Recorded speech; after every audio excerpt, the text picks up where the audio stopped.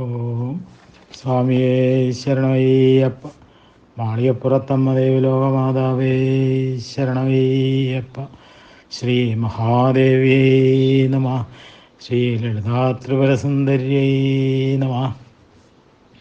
ഞാൻ മാടവന പരമേശ്വരൻ നമ്പൂതിരി, മുൻ ശബരിമല മാളികപ്പുറം മേൽശാന്തി. ലളിതാസഹസ്രനാമത്തിലെ 100 നാമങ്ങളുടെ അർത്ഥം നമ്മൾ അനുസ്മരിച്ചു കഴിഞ്ഞു. ഈ 101-ാമത്തെ നാമമാണ്. ഓം മണിപൂരാന്തരുദിതായൈ നമ. മണിപൂരചക്രത്തിൻ്റെ അന്തർഭാഗത്ത് ഉദിക്കുന്നവൾ എന്നാണ് അർത്ഥം. അതായത് പൊക്കിൾക്കൊടിയുടെ സ്ഥാനമാണ് മണിപൂരം എന്നുള്ളത് നമ്മൾ നേരത്തെ മനസ്സിലാക്കി. അപ്പോൾ അത്യന്ത സൂക്ഷ്മമായിട്ടുള്ള മർമ്മസ്ഥാനമാണ് ഈ ഷഡാധാരങ്ങൾ എന്ന് നമുക്കറിയാലോ. അപ്പം മണിപൂര ചക്രത്തിൽ 10 ഇതൾ വിടർന്ന താമരപ്പൂവാണുള്ളതെന്ന് നമ്മൾ അനുസ്മരിച്ചു. അപ്പോൾ സമയാചാര പൂജയിൽ സാധകന്മാർ ദേവീ വിഗ്രഹം ചാർത്തി അലങ്കരിക്കുമ്പോൾ മണിപൂരങ്ങൾ അഥവാ രത്നാഭരണങ്ങൾ അണിയിച്ചൊരുക്കുന്നത് ഈ ചക്രത്തിൽ വെച്ചാകയാൽ ഇതിന് മണിപൂര ചക്രം എന്ന് പറയണു എന്നൊരർത്ഥമുണ്ട്. അപ്പം മാനസപൂജയിൽ ദേവിയുടെ പൊക്കിക്കൊടിയെയും അവിടെ വിരിഞ്ഞു നിൽക്കുന്ന ദശകമലങ്ങളെയും ചാർത്തുന്ന രത്നാഭരണങ്ങളെയും സാധകന് വേണമെങ്കിൽ ഭാവന ചെയ്യാവുന്നതാണ് എന്ന് നമുക്കിത്തരത്തിൽ അനുസ്മരിക്കാം. ഇനി 102-ാമത്തെ നാമം. ഓം വിഷ്ണുഗ്രന്ഥി വിഭേദിന്യൈ നമ. വിഷ്ണുഗ്രന്ഥിയെ വിശേഷേണ ഭേദിക്കുന്നവൾ എന്നാണ്. അപ്പോൾ സൂര്യഖണ്ഡത്തിലെ അനാഘത ചക്രത്തിന് തൊട്ടു മുകളിലായിട്ടാണ് വിഷ്ണുഗ്രന്ഥി സ്ഥിതി ചെയ്യുന്നത് എന്നുള്ളതാണ്. വന്യസൂര്യമയം ചക്രദ്വയം തേജോമയം മഹത് വിഷ്ണുഗ്രന്ഥിപതേനോക്തം തൈജസം സർവസിദ്ധിതം.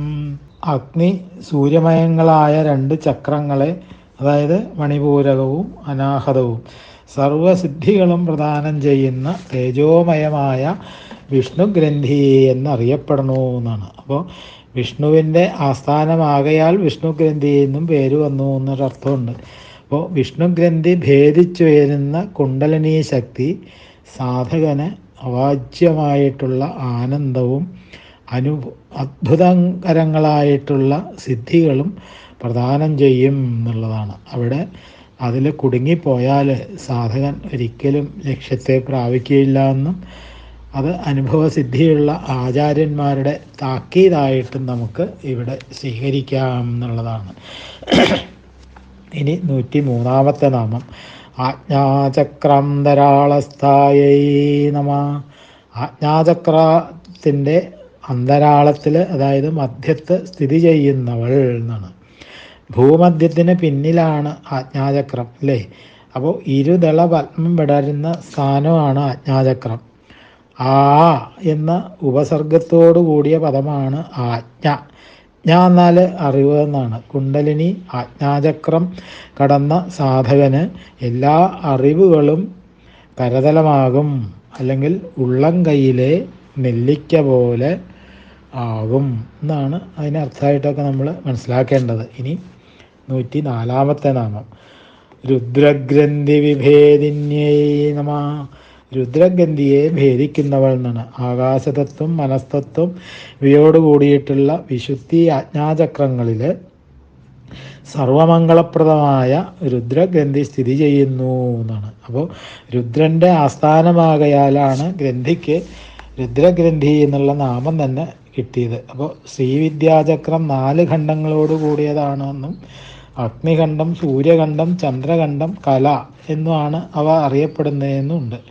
അപ്പോൾ വാഗ്ഭവകൂടം, കാമരാജകൂടം അഥവാ മധ്യകൂടം, ശക്തികൂടം, തുരീയകൂടം എന്നാണ് മറ്റൊരു ക്രമം പറയുന്നത്.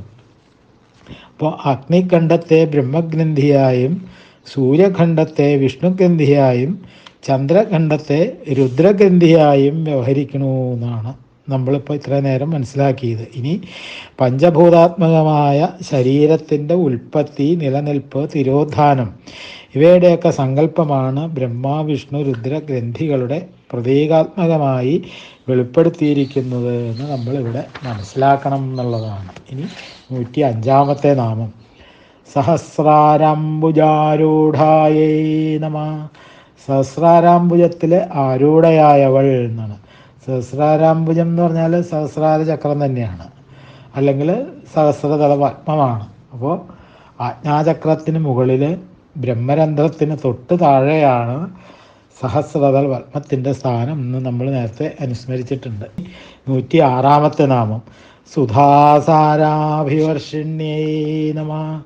സുധാസാരത്തെ, അതായത് അമൃതത്തെ വർഷിക്കുന്നവൾ, കോരി ചൊരിയുന്നവൾ എന്നൊക്കെയാണ് ആ നാമത്തിനർത്ഥം. അപ്പോൾ അമൃതം കഴിച്ചവരാണ് അമരന്മാർ അല്ലേ, അവർക്ക് പിന്നെ മരണമില്ല എന്നുള്ളതാണ്. അപ്പോൾ കുണ്ടലിനീ ശക്തി സഹസ്രാരത്തിലെത്തുമ്പോഴാണ് അമൃതവർഷം ഉണ്ടാകുന്നത് എന്നും ഈ അമൃത ഭുജിക്കുമ്പോഴാണ് അമരത്വം സിദ്ധിക്കുന്നത് എന്നും ഉള്ള സത്യം നമുക്കിവിടെ വെളിവായി കിട്ടുകയാണ്. അപ്പോൾ എത്രയോ ധൃകൃത ചക്രപരാക്രമികളായിട്ടുള്ള രാജാക്കന്മാരും പ്രഭുക്കന്മാരും ജീവിച്ച് മണ്ണടിഞ്ഞ് വിസ്മൃതരായി പോയിട്ടുണ്ട് ചരിത്രത്തിൽ അല്ലേ.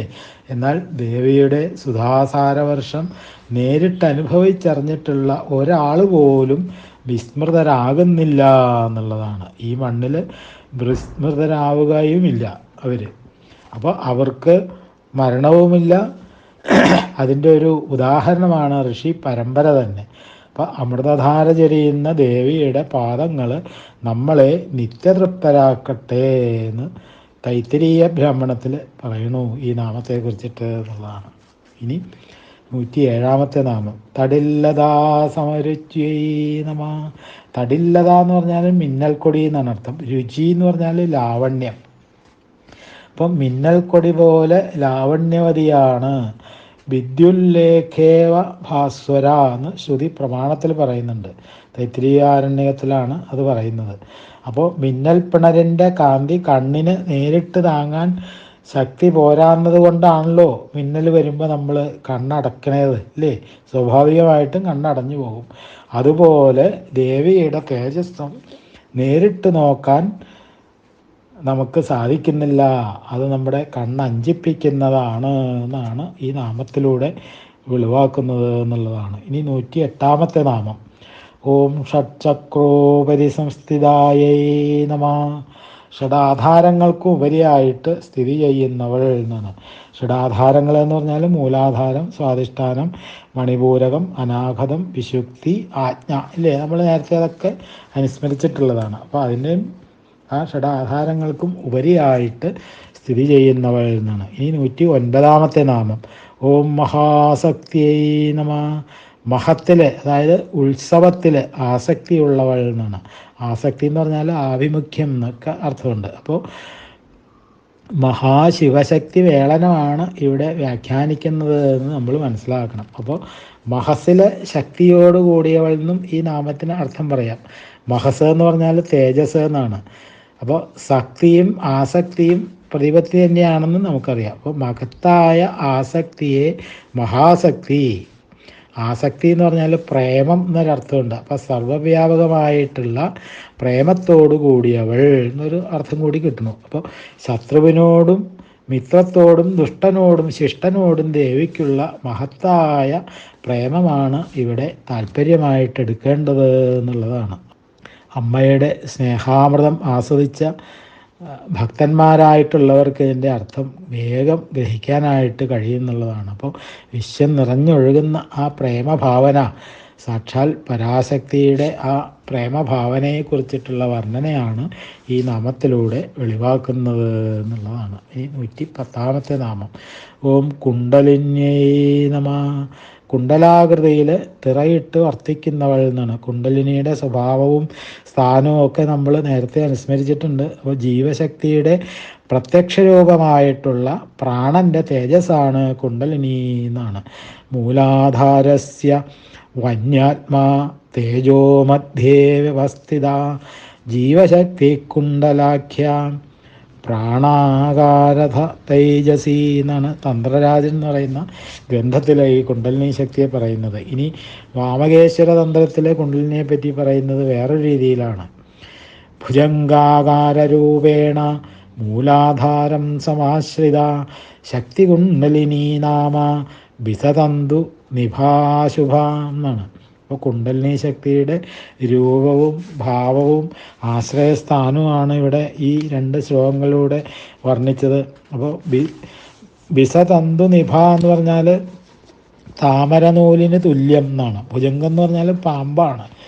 ആശുഭ എന്ന് പറഞ്ഞാൽ മിന്നൽപ്പിണറാണ്. അപ്പോൾ ശിരസിലെ ബ്രഹ്മരന്ധ്രവുമായിട്ട് സംയോജിപ്പിച്ചിരിക്കുന്ന സുഷ്മനയുടെ താഴത്തെ അറ്റത്തെ മൂലാധാരപത്മത്തിലെ അല്ലി നുകർന്ന് കൊണ്ട് സർപ്പാകൃതിയിൽ വാല് വായ്ക്കുള്ളിലാക്കി താമരനൂല് പോലെ സൂക്ഷ്മവും മിന്നൽ പിണർ പോലെ ജാജ്വല്യമാനവുമായ കുണ്ടലിനി ശയിക്കുന്നു എന്നാണ്. അപ്പോൾ വാമകേശ്വരതന്ത്രം എന്ന് പറയുന്ന ഗ്രന്ഥത്തിൽ തുടർന്ന് അതിനെപ്പറ്റി പറയുന്നത്, പത്മാസനസ്ഥിതിയായിട്ടുള്ള യോഗി മൂലബന്ധം ചെയ്ത് കുംഭകത്തിൽ മനസ്സുറപ്പിച്ച് പ്രാണനെ ഊർധ്വമുഖമാക്കണം എന്ന് പറയുന്നു. അപ്പോഴാണ് ശ്വാസനിരോധം കൊണ്ട് സ്വാധിഷ്ഠാന ചക്രത്തിലെ അഗ്നി ജ്വലിക്കുന്നത് എന്നുള്ളതാണ്. അപ്പോൾ അങ്ങനെ അഗ്നിയുടെയും വായുവിൻ്റെയും സമ്മർദ്ദത്താൽ മൂലാധാരത്തിൽ വസിക്കുന്ന സർപ്പരാജ്ഞിയായിട്ടുള്ള കുണ്ടലിനി ഞെട്ടി ഉണരുന്നു എന്നാണ്. അപ്പോൾ ബ്രഹ്മാവിഷ്ണു രുദ്രഗന്ധികളോടൊപ്പം ഷഡാധാരങ്ങളെയും ഭേദിച്ച് സഹസ്രാരവർമ്മത്തിലെത്തി ശിവനുമായിട്ട് ഐക്യം പ്രാപിക്കുന്നു എന്നാണ്. ആ അവസ്ഥയാണ് പരമമായിട്ടുള്ള ജ്ഞാനം എന്നാണ്. അതുതന്നെയാണ് നിർവൃതിക്കുള്ള കാരണവും എന്ന് പറയണു. അപ്പോൾ നിർവൃതി ശബ്ദം മോക്ഷാർത്ഥത്തിലാണ് ഇവിടെ എടുക്കേണ്ടത് എന്നുള്ളതാണ്. പരമലക്ഷ്യം എന്ന് പറഞ്ഞാൽ ജീവൻ്റെ മോക്ഷം തന്നെയാണല്ലോ. ഇനി തന്ത്രരാജൻ എന്ന് പറയുന്ന ഗ്രന്ഥത്തിൽ ഇതിനെപ്പറ്റി പറയുന്നത് ഇങ്ങനെയാണ്: 2 ചെവികളും അടച്ചു പിടിച്ചിരിക്കുന്ന ഒരു മനുഷ്യന് എപ്പോഴാണോ സദാ ചീറ്റിക്കൊണ്ടിരിക്കുന്ന കുണ്ടലിനിയുടെ ഭൂൽക്കാര ശബ്ദം കേൾക്കാൻ കഴിയാതാകുന്നത്, അപ്പോൾ അവൻ ആസന്ന മരണനായിത്തീരുന്നു എന്ന് തന്ത്രരാജ ഗ്രന്ഥത്തിൽ വിസ്തരിച്ച് പറയുന്നുണ്ട്. അപ്പോൾ ഉത്തിഷ്ഠത വാ സ്വപ്ത അഗ്നി മിച്ഛത ഭാരത എന്നാണ്. അപ്പോൾ വാസകന്മാരെ ആലസ്യം വിട്ടുണരൂ, അഗ്നിയെ ജ്വലിപ്പിക്കൂ എന്ന് അരുണോപദേശത്തിലും ആഹ്വാനം ചെയ്യുന്നുണ്ട് എന്നുള്ളത് ഒരു പ്രത്യേകതയും കൂടി ഉണ്ട്. അപ്പോൾ ഭാരതീയെ സൂര്യകുണ്ടലിനിയോട് യോജിപ്പിച്ചൊക്കെയുള്ള താല്പര്യം ശിവശക്തി സംഗമത്താൽ സംബോധന ചെയ്ത് 72,000 നാഡീഞരമ്പുകളെയും കുളിർപ്പിച്ച് യോഗി പരിനിർവ്വതനായി തീരുന്നു എന്ന് ശുക്രസംഹിതയിൽ പറയുന്നു. അപ്പോൾ കുണ്ടലിനി ശൃംഗാടക സ്വരൂപിണിയാണെന്ന് ദേവീപുരാണത്തിലും പറയുന്നുണ്ട്. അപ്പോൾ ശൃംഗാടകം എന്ന് പറഞ്ഞാൽ മുക്കോണാണ്. ഇച്ഛാശക്തി, ജ്ഞാനശക്തി, ക്രിയാശക്തി, ഇവ 3 കോണുകളാണ്. അപ്പോൾ ഈ 3 ശക്തികളോടും കൂടിയവളാണ് കുണ്ടലിനി എന്ന് ധരിക്കണം എന്നാണ്. അപ്പോൾ വാഗ്ഭവബീജത്തിനും കുണ്ടലിനി എന്ന് പേരുള്ളതായിട്ട് ആചാര്യൻ പറഞ്ഞിട്ടുണ്ട്. അപ്പോൾ ഈ സന്ദർഭത്തിൽ പ്രാണികളിലെ ജീവശക്തിയാണ് കുണ്ടലിനി. ചുരുണ്ട് ഉറങ്ങുന്ന ഒരു പെൺപാമ്പിൻ്റെ ആകൃതിയിൽ നട്ടെല്ലിൻ്റെ കീഴ്ഭാഗത്ത് ഈ ശക്തി സ്ഥിതി ചെയ്യുന്നുവെന്നും ധ്യാനത്താലും ഗുരുകൃപയാലുമാണ് ഈ ശക്തി ഉണരുന്നതെന്നും ഉണർന്നാൽ ശിരസിൽ കുടികൊള്ളുന്ന ആൺപാമ്പിനെ കാണാനുള്ള വ്യഗ്രതയോടെ നട്ടെല്ലിലെ സുഷ്മനയിൽ കൂടി ആ ശക്തി മുകളിലേക്ക് കുതിക്കണമെന്നൊക്കെ നമുക്ക് മനസ്സിലായി അല്ലേ? അപ്പോൾ സുഷ്മനയിൽ ഓരോ ആധാരവും ചെറു സുഷിരം പോലെയാണ് കാണപ്പെടുന്നത് എന്നുള്ളതാണ്. ഒരു ആധാരത്തിൽ നിന്നും മറ്റേ ആധാരത്തിലേക്ക് കുണ്ടലിനി കുതിക്കുമ്പോൾ ശരീരത്തിൽ പല മാറ്റങ്ങളും നമുക്ക് അനുഭവിച്ചറിയാൻ സാധിക്കുന്നതാണ്. ശരീരാസകലം നീറ്റൽ അനുഭവപ്പെടുന്നു പറയുന്നു. അതായത് മുളക് തേച്ച് അതുപോലെയുള്ള പ്രതീതി, ശരീരം അങ്ങനെ ചുട്ടുപഴുക്കെന്ന് പറയുന്നു. പലപ്പോഴും രോമാഞ്ചം ഉണ്ടാവാറുണ്ടെന്ന് പറയുന്നു. ശരീരമാസകലം, അതായത് രോമകൂപങ്ങളിൽ നിന്നും വിയർപ്പ് പോലെ വെള്ളം കിനിയും എന്നാണ്. ചിലപ്പോൾ ജലസ്രാവം തന്നെ ഉണ്ടാവുന്നതാണ്. അപ്പോൾ വന്യപ്രാകാരത്തിനുള്ളിൽ ഇരിക്കുന്ന അവസ്ഥയാണിതെന്ന് നമുക്ക് ഊഹിക്കാലോ. ചില അവസ്ഥകളിൽ രോമകൂപങ്ങളിലൂടെ രക്തം പോലും പുറത്തു വരുന്നു എന്നും പറയണു. അപ്പോൾ ശരീരം മെലിഞ്ഞ് എല്ലുപോലെയാകും ഈ അവസരത്തിൽ എന്നാണ്. ഇതെല്ലാം ആദ്യമായിട്ട് അനുഭവിക്കുന്ന സാധകൻ ഇതെല്ലാം കണ്ട് ഒരുപക്ഷെ ഭയന്നേക്കാം എന്നുള്ളത് കൊണ്ടാണ് ഒരു ഗുരുവിൻ്റെ സാന്നിധ്യത്തിൽ മാത്രമേ ഈ കുണ്ടലിനി ധ്യാനം നടത്താൻ പാടുള്ളൂ എന്ന് നിഷ്കർഷിച്ചിട്ടുള്ളതിൻ്റെയും കാരണം മറ്റൊന്നായിരിക്കാൻ വഴിയില്ല എന്നുള്ളതാണ്. അപ്പോൾ ഓരോ ആധാരത്തിലും എത്തുന്ന കുണ്ടലിനി ശക്തി ആ ആധാരത്തെ പാകപ്പെടുത്തിയ ശേഷം തൊട്ട് മുകളിലത്തെ ആധാരത്തിലെത്തുന്നു എന്നാണ്. ഇങ്ങനെ മൂലാധാരം, സ്വാധിഷ്ഠാനം, മണിപൂരകം, അനാഹതം, വിശുദ്ധി, ആജ്ഞ എന്നുള്ള 6 ആധാരങ്ങളും കടന്ന് കുണ്ഡലി ശക്തി സഹസ്രദള പത്മത്തിലെത്തുന്നു എന്നാണ്. അപ്പോൾ സഹസ്രദള പത്മത്തിലെത്തിയാൽ പിന്നെ ശരീരം തണുക്കുക ചെയ്യുന്നത്. ശരീരം മുഴുവൻ അമൃതവർഷം ഉണ്ടാകുന്നതുകൊണ്ട് ശരീരം നല്ല ശീതളിമയാവുന്നു എന്നാണ്. പിന്നെയുള്ളത് പഴയ ശരീരമല്ല എന്നുള്ളതാണ്. ആത്മശക്തി നിറഞ്ഞ ഒരു പുതിയ ശരീരമാണ് പിന്നെ നമുക്ക് ഉണ്ടാവുക എന്നുള്ള ഒരു യോഗചര്യയുടെ വിശുദ്ധി ഭാവങ്ങളെ കുറിച്ചിട്ടൊക്കെ ആ നാമത്തിലൂടെ നമുക്ക് ഗ്രഹിക്കാനായിട്ട് സാധിക്കും. ഇന്ന് ഈ 111 നാമം ഓം വിസതന്തുധനീയസ്യൈ നമഃ. താമരനൂല് പോലെ മൃദുലയും ലോലയുമായവൾ, അതായത് സൂക്ഷ്മരൂപിണിയായവൾ എന്നാണ് അർത്ഥം. അപ്പോൾ ശക്തി കുണ്ടലിനി നാമ വിസതന്തു നിഭാശുഭ എന്നാണ് വാമകേശ്വരതന്ത്രം എന്ന് പറയുന്ന ഗ്രന്ഥത്തിൽ പറയുന്നത്. അതായത് മനോഹാരിണിയും താമരനൂല് പോലെ കൃശയുമായ കുണ്ടലിനി എന്ന ശക്തി സർപ്പരൂപത്തിൽ മൂലാധാരത്തിൽ വസിക്കുന്നു എന്നാണ്.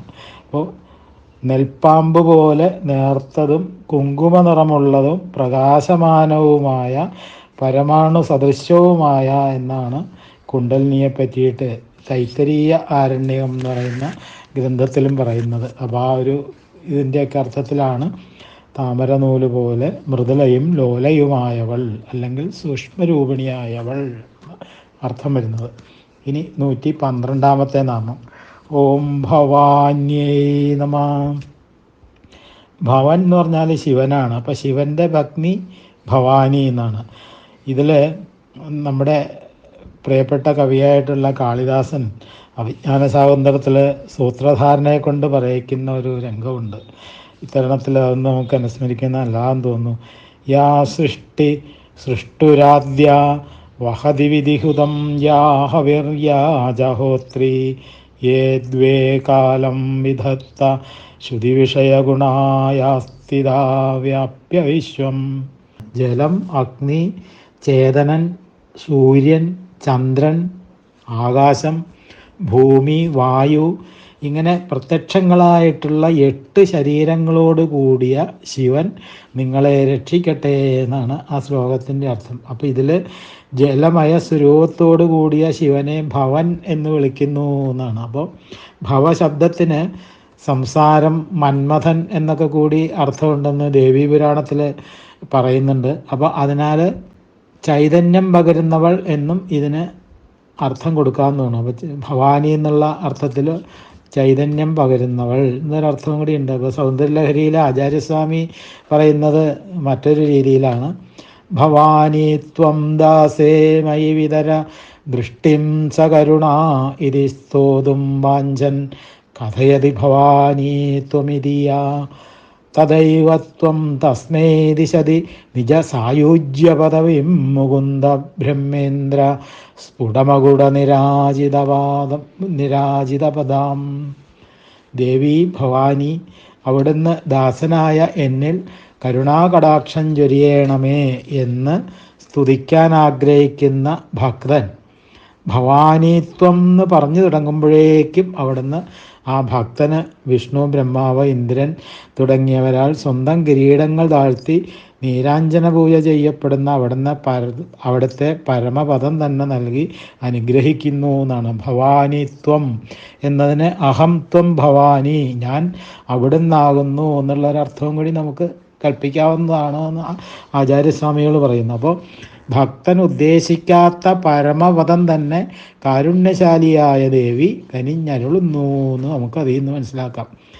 ഇനി 113 നാമമാണ് ഭാവനാഗമ്യായൈ നമഃ. ഭാവനയിലൂടെ പ്രാപിക്കപ്പെടാൻ കഴിയാത്തവൾ. ഭാവന അധികം അഗമ്യ, ഭാവനാഗമ്യ. യഥോ വാചോ നിവർത്തന്തേ അപ്രാപ്യ മനസാ സഹ എന്നാണ് ശ്രുതിവചനം തന്നെ. അപ്പോൾ അവിടെ നിന്നും ആ പരമാർത്ഥ വസ്തുവിൽ നിന്നും പരാശക്തിയിൽ നിന്നും മനസ്സിനോടൊപ്പം വാക്കും പിൻവാങ്ങുന്നു എന്നാണ് അതിനർത്ഥം ശ്രുതിവാക്യത്തിൻ്റെ. അപ്പോൾ ഭാവന എന്ന് പറഞ്ഞാൽ കർമ്മമാർഗമാണ്, ഗമ്യ എന്ന് പറഞ്ഞാൽ പ്രാപിക്കാൻ കഴിയുന്നവൾ എന്നാണ്. അപ്പോൾ കർമ്മമാർഗം കൊണ്ട് മനഃശുദ്ധി തേടി ദേവിയെ പ്രാപിക്കാമെന്ന് മറ്റൊരർത്ഥം കൂടി ഈ നാമത്തിന് നമുക്ക് കൊടുക്കാം എന്നുള്ളതാണ് മറ്റൊരു പ്രത്യേകത. ശാക്തേയ ഗ്രന്ഥങ്ങളിൽ വിവരിക്കുന്ന 2 തരം യോഗങ്ങളാണ് ഈ ഭാവനായോഗവും കുണ്ടലിനി യോഗവും. അപ്പോൾ ഇതിലൂടെ പ്രാപിക്കാൻ കഴിയുന്നവൾ ഭാവനാഗമ്യ എന്ന് നമുക്ക് അർത്ഥമായിട്ടെടുക്കാം. മന്ത്രജപം, പ്രാണായാമം തുടങ്ങിയവയുടെ സഹായത്തോടെ ബുദ്ധിപരമായ ധ്യാനത്തിലൂടെയുള്ള സമാധിയാണ് ധ്യാനയോഗം എന്ന് വരുന്നു.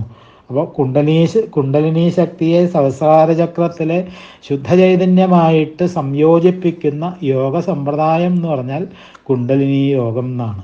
അപ്പോൾ ഭാവന അധികം ഗമ്യ, ഭാവനാഗമ്യ. ഭാവന എന്ന് പറഞ്ഞാൽ വിധിപ്രകാരമുള്ള അല്ലെങ്കിൽ ഗുരുപദേശപ്രകാരമുള്ള ശാക്തേയ ധ്യാന സമ്പ്രദായമാണ്. അപ്പം ഇതിലൂടെ പ്രാപിക്കപ്പെടുന്നവൾ ഭാവനാഗമ്യ എന്ന് കൂർമ്മപുരാണത്തിൽ ഭാവനയ്ക്ക് 3 വിഭാഗം ഉണ്ടെന്നാണ് പറയുന്നത്. ബ്രാഹ്മി ഭാവന, മാഹേശ്വരി ഭാവന, അക്ഷരഭാവന, അങ്ങനെ ഉണ്ടെന്നാണ് കൂർമ്മപുരാണത്തിൽ പറയണത്. അപ്പോൾ അർത്ഥഭാവന, ശബ്ദഭാവന എന്നും ഭാവനയെ 2ആയിട്ട് പറയുന്നുണ്ട്. ഇവയിലൂടെ പ്രാപിക്കാൻ കഴിയുന്നവൾ ഭാവനാഗമ്യ എന്ന് പറയുന്നുണ്ട്. അപ്പോൾ ശങ്കരാചാര്യസ്വാമികൾ ഗീതയുടെ ഭാഷത്തിൽ ഭാവനയെ നിർവചിക്കുന്നത് ഭാവന ആത്മജ്ഞാനാഭിനിവേശ എന്നാണ്. അപ്പോൾ ഉപാസന ഏത് പ്രകാരമായിരുന്നാലും അതിൻ്റെ പരിണാമം ആത്മജ്ഞാനത്തിന് വേണ്ടിയുള്ള അഭിനിവേശത്തിൽ ചെന്ന് നിൽക്കുന്നു എന്നുള്ളതാണ്. അപ്പോൾ ഭാവനയ്ക്ക് മറ്റൊരു വിഭാഗമുണ്ട് എന്ന് പറയുന്നു. സകളം, നിഷ്കളം, സകള നിഷ്കളം, മൂലാധാരം മുതൽ ആജ്ഞാചക്രം വരെയുള്ള ഭാവന സകളവും മഹാബിന്ദുവിലുള്ള ഭാവന നിഷ്കളവുമാണെന്നാണ് തന്ത്രവിധിയിലെ ഇന്ദു മുതൽ ഉന്മിനി വരെയുള്ള ഭാവന സകള നിഷ്കളവും എന്ന് ഭാസ്കരരായരും പറഞ്ഞു വയ്ക്കുന്നുണ്ട്. അപ്പോൾ ത്രിവിധ ഭാവനകളാലും പ്രാപിക്കപ്പെടാവുന്ന ശക്തിയെ ഭാവനാഗമ്യ എന്ന് വിളിക്കുന്നു എന്ന് നമുക്ക് മനസ്സിലാക്കാം. ഇനി 114 നാമം ഭവാരണ്യകുഠാരികായൈ നമഃ. സംസാരമാകുന്ന വനത്തിന് മഴുവായി തീർന്നവൾ എന്നാണ് നാമത്തിനർത്ഥം. ഭവം എന്ന് പറഞ്ഞാൽ സംസാരമാണ്, അരണ്യം എന്ന് പറഞ്ഞാൽ വനമാണ്, കുഠാരിക എന്ന് പറഞ്ഞാൽ മഴുവാണ്. അപ്പോൾ ഭവാരണ്യം എന്ന് പറഞ്ഞാൽ മനുഷ്യാകൃതമല്ല അല്ലേ? കാടിൻ്റെ സ്വഭാവം അതൊരു വ്യക്തി സൃഷ്ടിക്കുന്നതല്ല എന്നുള്ളതാണ്. കാലേ കാലേ ഛിദ്യതേ രുഹ്യതേജ എന്ന് ഭാസൻ എന്ന് പറയുന്ന സംസ്കൃത എഴുത്തുകാരൻ പറഞ്ഞു വച്ചിട്ടുണ്ട്. അപ്പോൾ വനം കാലാകാലങ്ങളിൽ മുറിച്ചു മാറ്റിയാലും വീണ്ടും വീണ്ടും വളരുന്നു എന്നുള്ളതാണ്. അതുപോലെയാണ് വാസനയും എന്നാണ് നമ്മൾ മനസ്സിലാക്കേണ്ടത്. അപ്പോൾ വൈരാഗ്യം ഉദിച്ച് ഉപാസനയും ധ്യാനവും ജപവും കൊണ്ട് ചിലപ്പോൾ ഫലസിദ്ധി ഉണ്ടായി എന്ന് വന്നേക്കാം. അപ്പോൾ വാസനയുടെ വേര് ശേഷിച്ചാൽ എന്താ സംഭവിക്കുക? വീണ്ടും അതിൽ നിന്ന് മുള പൊട്ടിത്തളിർക്കും എന്നുള്ളതാണ്. ഇപ്പോൾ ഒരു സന്യാസി പൂച്ചയെ വളർത്തിയ കഥയൊക്കെ നമ്മൾ കേട്ടിട്ടില്ലേ? ആചാര്യസ്വാമികൾ പറഞ്ഞു വച്ചിട്ടുള്ളത് എങ്ങനെയാണ്?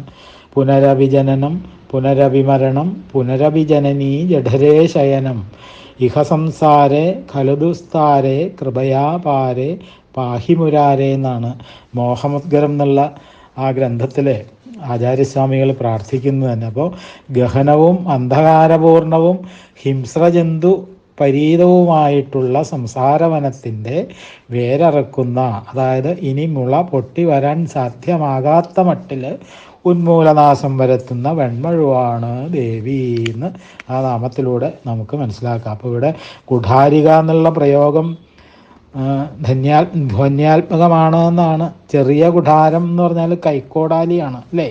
അപ്പോൾ അനായാസം വെട്ടിക്കളയാൻ ഉപയോഗിക്കുന്നതാണ് കൈക്കോടാലി. ദേവിയെ പ്രീതിപ്പെടുത്തി ഭവദുഃഖത്തിൽ നിന്നും മോചനം നേടാനായിട്ട് താരതമ്യേന ക്ഷിപ്രസാധ്യമാണ് എന്ന് നമുക്ക് മനസ്സിലാക്കാൻ സാധിക്കുന്നു. അനായാസം ഭൗതികവും അഭൗതികവുമായിട്ടുള്ള എല്ലാ സമ്പത്തുക്കളും നൽകാൻ അമ്മയെ ഭജിക്കുകയാണ് എളുപ്പമാർഗമെന്ന് നമുക്ക് കൂടുതൽ ഈ നാമത്തിലൂടെ വ്യക്തമാക്കി തരികയാണ്. ഇനി 115 നാമം ഭദ്രപ്രിയായേ നമഃ. സകല മംഗളങ്ങളും ഇഷ്ടപ്പെടുന്നവളും സകല മംഗളങ്ങളെയും പ്രദാനം ചെയ്യുന്നവളുമാണ് ദേവി, അഥവാ ശിവന് പ്രിയമുള്ളവൾ എന്നാണ് നാമത്തിൻ്റെ അർത്ഥം. ഇവിടെ ഭദ്ര എന്നുള്ള ശബ്ദത്തിന് നിരവധി അർത്ഥങ്ങളുണ്ട്. ശിവൻ, മേരു, മംഗളം, ആനവർഗത്തിലെ ഒരു വിശിഷ്ടവർഗമാണ്.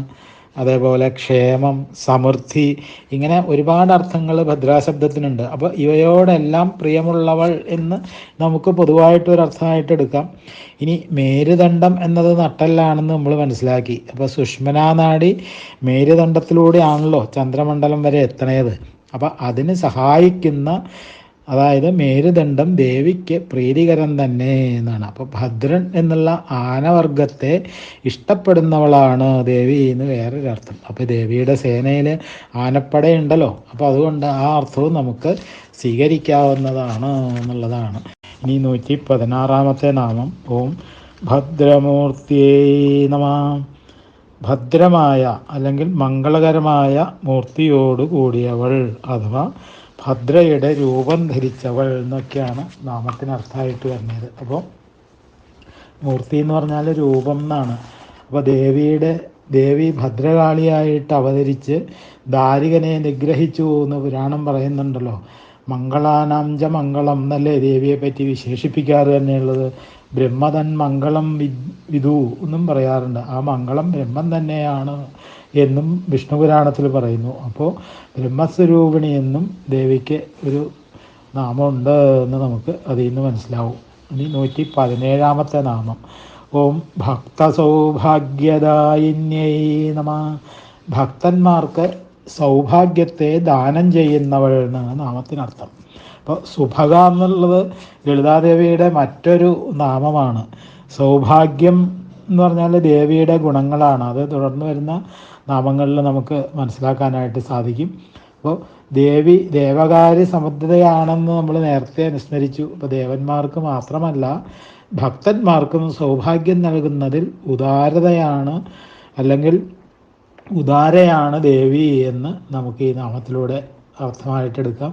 അപ്പോൾ രോഗിക്ക് രോഗശാന്തിയും നിർധനന് ധനലാഭവും ജിജ്ഞാസുവിന് ജ്ഞാനവും തന്നെയാണ് സൗഭാഗ്യം എന്നുള്ളത് കൊണ്ട് അതെല്ലാം നൽകുന്നവളാണ് ദേവി എന്ന് ഈ നാമത്തിലൂടെ അർത്ഥമായിട്ട് വരുന്നു. ഇനി 118 നാമം ഓം ഭക്തിപ്രിയായൈ നമഃ. ഭക്തി പ്രിയമായവൾ എന്നാണ്, അല്ലെങ്കിൽ ഭക്തി കൊണ്ട് പ്രിയമുളവാകുന്നവൾ എന്നർത്ഥം കൊടുക്കാം. അപ്പോൾ സാത്വസ്മിൻ പരമപ്രേമരൂപ അമൃതസ്വരൂപാജ അനിർവചനീയം പ്രേമസ്വരൂപം ഗുണരഹിതം കാമനാരഹിതം പ്രതീക്ഷണ വർദ്ധമാനം അവിഛിന്നം സൂക്ഷ്മതരം അനുഭവരൂപം എന്നൊക്കെ ഭക്തിയെക്കുറിച്ച് നാരദ ഭക്തി സൂത്രത്തിൽ വിസ്തരിച്ച് പറയുന്നുണ്ട്. ഭക്തിസൂത്രം ഭക്തിയെ പറ്റിയിട്ടുള്ള ആധികാരിക ഗ്രന്ഥം എഴുതിയത് തന്നെ ഭക്തോത്തമനായിട്ടുള്ള നാരദ മഹർഷിയാണ്. അപ്പോൾ സപരാനുരക്തീരീശ്വരേ എന്ന് ശാണ്ഡില്യൻ്റെ ഭക്തിമീമാംസ എന്നുള്ള സൂത്രത്തിലും കാണുന്നുണ്ട്. അപ്പോൾ ഈശ്വരനോടുള്ള അനുരാഗമാണല്ലോ ഭക്തി എന്ന് പറഞ്ഞാൽ. അപ്പോൾ സ്വയം മറന്നുള്ള ഒരു തരം ചിത്തലയമാണ് ഭക്തി എന്ന് നമ്മൾക്ക് മനസ്സിലാക്കാം. അപ്പോൾ സ്വസ്വരൂപാനുസന്ധാനം ഭക്തിരിത്യഭിധീയതയെന്ന് ശ്രീശങ്കരാചാര്യസ്വാമികളും പറഞ്ഞിട്ടുണ്ട്. അപ്പോൾ ഭക്തി 2 പ്രകാരമുണ്ട് എന്നാണ്. മുഖ്യഭക്തി, പിന്നൊന്ന് ഗൗണഭക്തി എന്നാണ്. അപ്പം നിരന്തരമുള്ള ഭക്തി അല്ലെങ്കിൽ ശൈഥില്യമില്ലാത്ത ഭക്തിയാണ് മുഖ്യഭക്തി എന്ന് പറയുന്നത്. ശാസ്ത്രപ്പടിയായിട്ടുള്ള അനുഷ്ഠാന ഭക്തിയാണ് ഗൗണഭക്തി എന്ന് പറയുന്നത്. അപ്പോൾ മുഖ്യഭക്തിക്ക് പരാഭക്തി എന്നും പറയാറുണ്ട്. അപ്പോൾ ഗരുഡപുരാണത്തിൽ ഇതിനെപ്പറ്റി പറയുന്നത്, ആർക്കാണോ ഭക്തിയുള്ളത് അവൻ മ്ലേച്ഛനാണെങ്കിൽ കൂടി ബ്രാഹ്മണോത്തമനാവുന്നു എന്നാണ്. അവൻ സന്യാസിയും ഐശ്വര്യവാനും തപസിയും പണ്ഡിതനുമാവും. ഭക്തിയുടെ ലക്ഷണം സേവയാണ് എന്നാണ്. അപ്പോൾ മാനവസേവ മാധവസേവ എന്ന് നമ്മൾ ധരിച്ചു വച്ചിട്ടുള്ളത് പോലെ തന്നെ സാധുക്കളോടുള്ള കരുണയാണ് ഈശ്വരനോടുള്ള കടമ എന്ന് നമ്മൾ മനസ്സിലാക്കണം എന്നാണ്. ഇപ്പോൾ ശ്രവണം, കീർത്തനം, നാമസ്മരണം, പാദസേവനം, അർച്ചനം, വന്ദനം, ദാസ്യം, സഖ്യം, ആത്മനിവേദനം എന്ന് 9 ഭക്തികൾ ഭാഗവതത്തിൽ പറയുന്നുണ്ടല്ലോ. അപ്പോൾ അതിനും പുറമെ പ്രേമഭക്തി, വാത്സല്യഭക്തി, ശാന്തഭക്തി, പിന്നെ മധുരഭക്തി, ദാസ്യഭക്തി എന്നൊക്കെ ഭക്തിയെ മഹാത്മാക്കൾ ഒരുപാട് വിവരിച്ചിട്ടുണ്ട്. അപ്പോൾ ഇത്തരം എല്ലാവിധ ഭക്തിയും ഭക്തിയിലും പ്രിയമുള്ളവളാണ് ദേവി, അല്ലെങ്കിൽ ഇങ്ങനെയുള്ള എല്ലാ ഭക്തിക്കും ദേവി പ്രിയപ്പെട്ടവളാണ് എന്നൊക്കെ ആ നാമത്തിലൂടെ അർത്ഥമായിട്ട് നമുക്ക് ലഭിക്കുന്നു. ഇനി 119 നാമം ഓം ഭക്തിഗമ്യായേ നമഃ. ഭക്തി കൊണ്ട് മാത്രം പ്രാപിക്കാൻ കഴിയുന്നവൾ എന്നാണ്. അപ്പോൾ ദേവിയെ പ്രാപിക്കാൻ സ്ഥാനവലിപ്പമോ പ്രഭുതയോ ജാതിമേന്മയോ വംശബലമോ അല്ലെങ്കിൽ ധനസമൃദ്ധിയോ വിജ്ഞാന ഗൗരവമോ കൊണ്ടൊന്നും ഒരിക്കലും സാധ്യമല്ല എന്നുള്ളതാണ്. അവ്യാജമായിട്ടുള്ള ഭക്തി അതൊന്ന് മാത്രമാണ് ദേവിക്ക് പ്രിയമായിട്ടുള്ളത് എന്ന്. അതുകൊണ്ട് മാത്രമേ ദേവി വിധേയയാകുകയുള്ളൂ എന്ന് നമ്മൾ മനസ്സിലാക്കണം. ഇത് തന്നെയാണ് ഗീതയിലെ 11-ാമത്തെ അധ്യായത്തിലും പറയുന്നത്. ഭക്ത്യാ ത്വനന്യായ ശക്യമഹാമേവം വിധോർജുന ജ്ഞാതും ദൃഷ്ടും ച തത്തേന പ്രവേഷ്ടും ച പരന്തപ. ഹേ പരന്തപ, എന്നെ അറിയുവാനും കാണുവാനും അഭേദരൂപേണ പ്രവേശിക്കുവാനും അനന്യഭക്തി കൊണ്ട് മാത്രമേ സാധിക്കുകയുള്ളൂ എന്ന് ഭഗവാൻ അർജുനോട് പറയുന്നുണ്ട്. ഇനി 120-ാമത്തെ നാമം ഭക്തിവശ്യായൈ നമഃ. ഭക്തി കൊണ്ട് വശീകരിക്കപ്പെടേണ്ടവൾ എന്നാണ്. സർവതന്ത്ര സ്വതന്ത്രയാണ് ദേവി. അപ്പോൾ അപ്രകാരമുള്ള ദേവിയെ അപ്രകാരമുള്ള ദേവി ആർക്കെങ്കിലും വശകതയാവുന്നുണ്ടെങ്കിൽ അത് ഭക്തിക്ക് മാത്രമാണ് എന്ന് താല്പര്യം എന്നാണ്. ഇനി ഇവിടെ നേരത്തെ നമ്മൾ അനുസ്മരിച്ചു, നാരദ മഹർഷിയാണ് ഭക്തിസൂത്രം എഴുതിയെന്ന്. ആ നാരദ മഹർഷി ഭക്തിസൂത്രം എഴുതാനിടയായിട്ടുള്ളൊരു ചെറിയ കഥയുണ്ട് എന്നുള്ളതാണ്. ആ കഥയുടെ പശ്ചാത്തലം എങ്ങനെയാണ്? വിഷ്ണുവും നാരദനും തമ്മിൽ ഒരിക്കലും ഒരു സംഭാഷണം ഉണ്ടായെന്നാണ്. ഏറ്റവും വലുപ്പമുള്ള വസ്തു പ്രപഞ്ചത്തിൽ ഏതാണ് നാരദരെ എന്ന് മഹാവിഷ്ണു നാരദരോട് ചോദിച്ചു എന്നാണ്. അപ്പോൾ നാരദൻ അതിന് മറുപടി പറഞ്ഞു, ചോദിക്കാനുണ്ടോ ഭഗവാനെ, അത് ഭൂമിയല്ലേ എന്ന് നാരദൻ ചോദിച്ചു എന്നാണ്. അപ്പോൾ ഭഗവാൻ പറഞ്ഞു, ഭൂമിയോ? ഭൂമി സമുദ്രത്തിലല്ലേ കിടക്കുന്നത്, അതിൽ 5/2 ഭാഗമല്ലേ കരയുള്ളൂ നാരദരെ എന്ന് ചോദിച്ചു എന്നാണ്. അപ്പോൾ അത് ശരിയാണല്ലോ. അപ്പോൾ നാരദൻ പറഞ്ഞു, ഭഗവാനെ സമുദ്രമാണ് ഏറ്റവും വലുത് എന്ന് പറഞ്ഞു. അപ്പോഴും മഹാവിഷ്ണു പറഞ്ഞു, അഗസ്ത്യൻ സമുദ്രത്തെ ഉള്ളംകൈയിലാക്കി ആചമിച്ചു എന്നല്ലേ പ്രസിദ്ധി നാരദരെ. അപ്പോൾ നാരദൻ ശരിയാണല്ലോ, അപ്പോൾ അഗസ്ത്യൻ തന്നെയാണ് ഏറ്റവും വലിയ ആള് എന്ന് നാരദൻ വീണ്ടും പറഞ്ഞു എന്നാണ്. അപ്പോൾ മഹാവിഷ്ണുവിന് മറുപടിയായിട്ട് പറഞ്ഞു, അങ്ങനെ പറയാമോ നാരദരെ? അഗസ്ത്യൻ ഒരു നക്ഷത്ര വ്യൂഹം അല്ലേ, അത് ആകാശത്തിൻ്റെ ഒരു കോണിലല്ലേ നിൽക്കുന്നത്, അപ്പോൾ അതെങ്ങനെ ഏറ്റവും വലുതാവും എന്ന് ചോദിച്ചപ്പോൾ നാരദൻ പറഞ്ഞു എന്നാണ്, ശരിയാണല്ലോ ഭഗവാനെ, എനിക്ക് തെറ്റിയതാണ്, ആകാശം തന്നെയാണ് ഏറ്റവും വലിപ്പമുള്ള വസ്തു എന്ന് പറഞ്ഞതാണ്. അപ്പോൾ മഹാവിഷ്ണു വീണ്ടും, അതെയോ, ഞാൻ ഭൂമിയും ആകാശവും പാതാളവും ഒരിക്കൽ 2 ചുവട് കൊണ്ട് അളന്നില്ലേ, നാരദർ ആ കഥയൊക്കെ മറന്നുപോയോ എന്ന് മഹാവിഷ്ണു ചോദിച്ചു എന്നാണ്.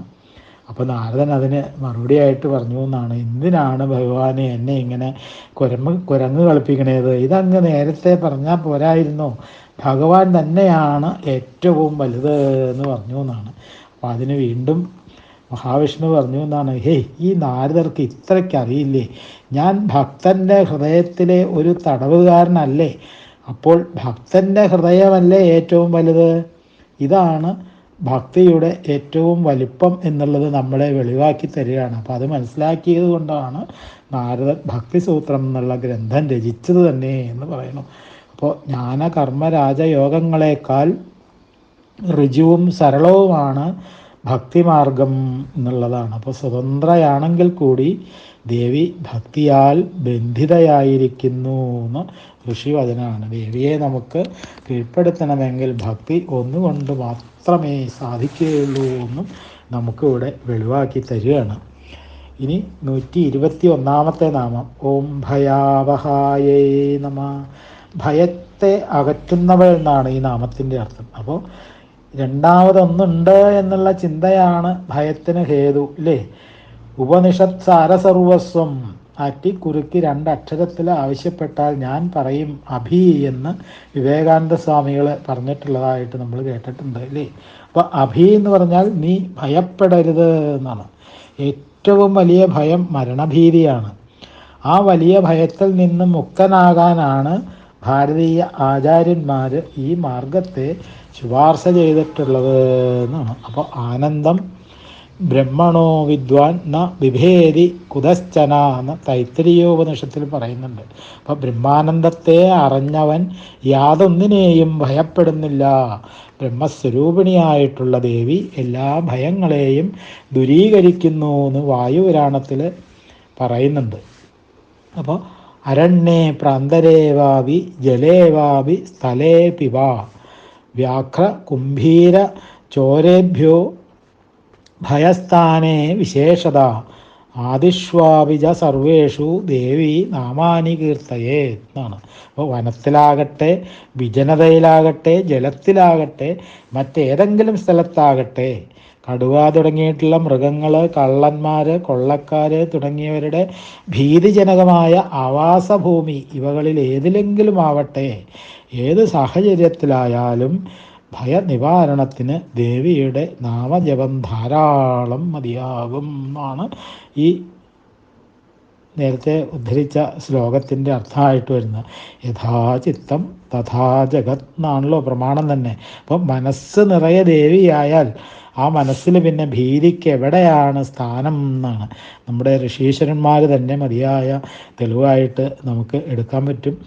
അവരെല്ലാം ആകുതോ ഭയന്മാരാണെന്ന് ആർക്കാണ് അറിഞ്ഞുകൂടാത്തത്? ഒരു വിധത്തിലുള്ള ഭയങ്ങളും അവരെ ആരെയും അലട്ടുന്നില്ല എന്നുള്ളതാണ് ഏറ്റവും വലിയ പ്രത്യേകതയായിട്ടുള്ളത്.